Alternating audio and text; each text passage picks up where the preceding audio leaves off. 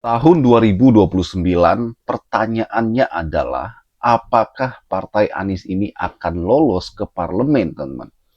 Ini tentu adalah sebuah pertanyaan yang agak sulit dijawab ya, karena nyatanya teman-teman ya, seperti PSI aja ya, itu ya sudah semenjak berdirinya PSI itu belum pernah lolos ke Senayan, bahkan partai-partai kecil. Bahkan partai besar pun seperti P3 itu kemarin terdepak daripada parlemen, teman-teman. Ya, bahkan partai yang sudah lama juga, Hanura, ya, itu bahkan tidak lolos selama ya yang saya ingat, teman-teman, itu sudah 2 kali pemilu tidak pernah lolos ke parlemen. Pertanyaannya, bagaimana dengan Partai Anies Baswedan? Gerakan Rakyat, apakah akan lolos di 2029? Jawabannya adalah ketika rakyat betul-betul menghendaki bahwa Partai Anies akan lolos atau masuk ke parlemen, saya yakin akan lolos, teman-teman. Karena 2029 belum terjadi, makanya ya saya yakin bahwa Partai Gerakan sudah mempersiapkan segala bentuk kemungkinan, teman-teman. Makanya Gerakan Rakyat atau Partai Anies Baswedan ini terus bergerak ya kan untuk meyakinkan masyarakat bahwa partai ini berbeda dengan partai-partai yang sudah ada. Gerakan Rakyat adalah partai rakyat ya. Saya yakin bahwa Partai Gerakan Rakyat betul-betul ya membela rakyat teman-teman dan menyuarakan kepentingan rakyat. Kemudian bagaimana suara Anies Baswedan, nama besar Anies Baswedan ini sebenarnya memberikan manfaat elektoral teman-teman kepada partai ini ya. Saya yakin 2029 dengan nama besar Anies ya, masyarakat kemudian uh, memilih partai ini, teman-teman. Bagaimana menurut kalian? Kita simak video berikut. Di kantor Dewan Pimpinan Pusat Gerakan Rakyat, kalau ketua umum lagi berhalangan, ada waketumnya. Kalau sekjen lagi nggak ada wasekjennya. Bendahara umum, ada juga wakilnya. Semua bidang ada yang bisa mewakili, sehingga roda organisasi bisa jalan terus tanpa gangguan. Tapi ada loh, satu orang di DPP Gerakan Rakyat yang kalau sampai dia nggak ada, aduh, percaya sama gue, dalam hitungan menit kantor DPP bakalan resah. Pasti akan ada orang-orang yang mulai mengeluh, bingung, bahkan ngedumel, termasuk Tum Sahrin. Kalau orang-orang di DPP pasti kenal sama dia. Kalau orang yang pernah main ke DPP harusnya kenal sama dia. Nah, hari ini gue mau memperkenalkan sosok penting itu sama kalian semua. Nih orangnya. Namanya Ahmad Fauzi. Kami biasa panggil dia Oji. Perdebatan itu hal yang biasa di DPP dan semua perbedaan bisa diselesaikan dengan musyawarah mufakat. Tapi kalau Oji, kami nggak perlu musyawarah karena kami semuanya sepakat kalau Oji itu penting banget buat kami semua di DPP. Oji mungkin nggak ada di dalam struktur organisasi, tapi Oji adalah yang paling rajin di DPP, paling gesit, mungkin juga yang paling capek. Tapi yang pasti, belum pernah sekalipun gue denger Oji mengeluh, apalagi cemberut. Apapun kondisinya, Oji pasti selalu senyum. Oji adalah orang yang datang paling pagi untuk membukakan kami pintu. Oji adalah yang paling terakhir pulang untuk memastikan semuanya beres dan rapi.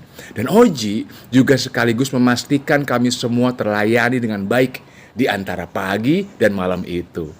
Tapi di atas itu semua, Oji adalah sahabat kami.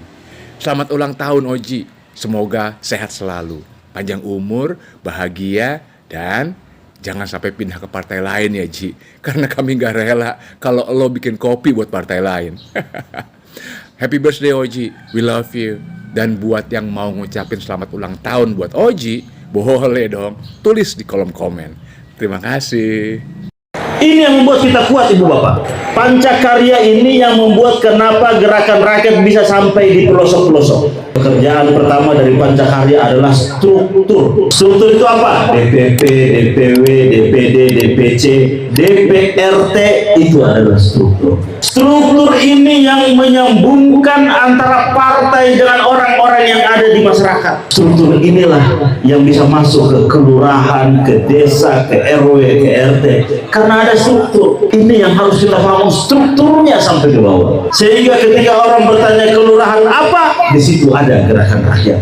Ya, alhamdulillah ini Depok telah membangun DPC, DPRT. Kemarin juga kalau nggak salah Kota Bekasi telah membangun seperti itu. Saya kemarin juga Rabu malam minggu yang lalu juga di Jakarta Timur, Kecamatan Pasar Rebo juga telah melakukan pengukuhan seluruh DPRT.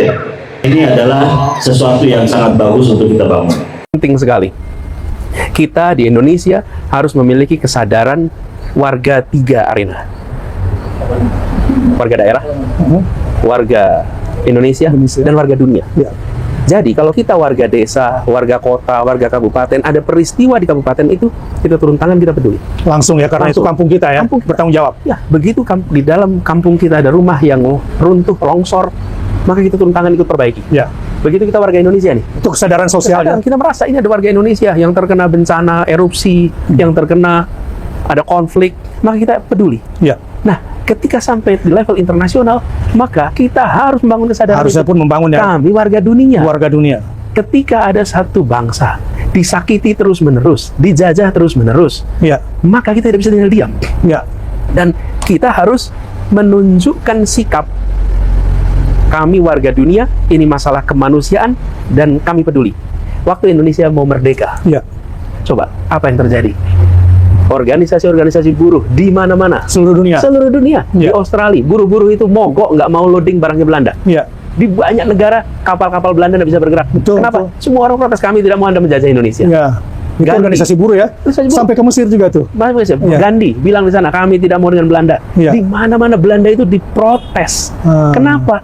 Karena mereka merasa ada saudara kami, sesama manusia, Ya. namanya bangsa Indonesia, Ya. kalian jajah, Ya. terus negeri itu mau merdeka. Oh. Dan lalu kalian mau minta kami melayani, tidak bisa. Ya, ya. Kami berpihak pada kemerdekaan Indonesia. Ya, Sekarang saatnya mengingatkan berbangsa Indonesia Ya, ya. bahwa kemerdekaan kita dulu itu, ya kita berjuang dalam negeri, Ya. tapi dunia membantu kita. Ya. Bahkan ketika kita berperang melawan Ya. Belanda, ya, ya. memang senjatanya dari mana?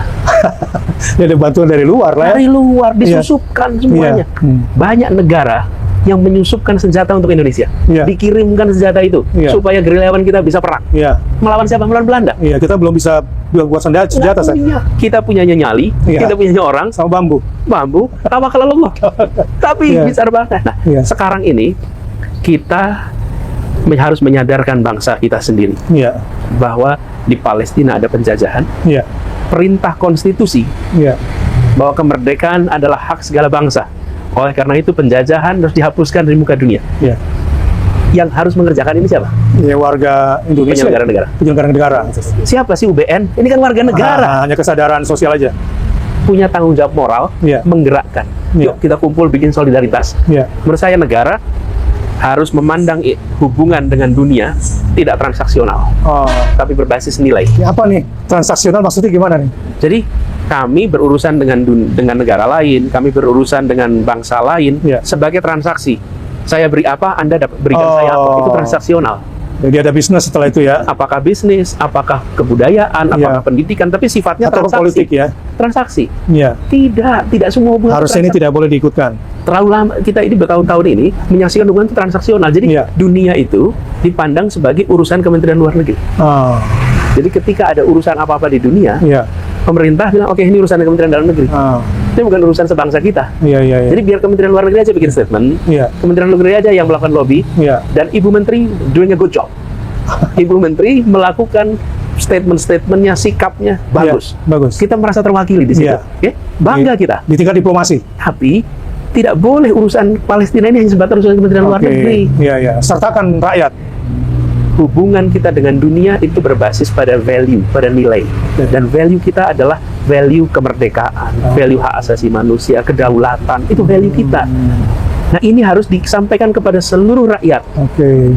Yang punya tanggung jawab Iya. itu sesungguhnya secara konstitusional Iya. bukan warga negara, tapi penyelenggara negara. Bayangkan kalau pemerintah mengatakan begini, saya meminta kepada seluruh khotib sholat Jumat, saya meminta kepada semua pendeta, Iya. pastor di gereja-gereja Iya. untuk mendoakan Palestina, Iya. kepada para pendeta di vihara, di Iya. pura, semua untuk para biksu, para pemimpin agama di rumah ibadah semuanya. Setiap ada kegiatan beribadah, doakan Palestina. Oke. Lalu minta kepada bupati, wali kota, gubernur, Iya. selenggarakan di hari apa, jam berapa.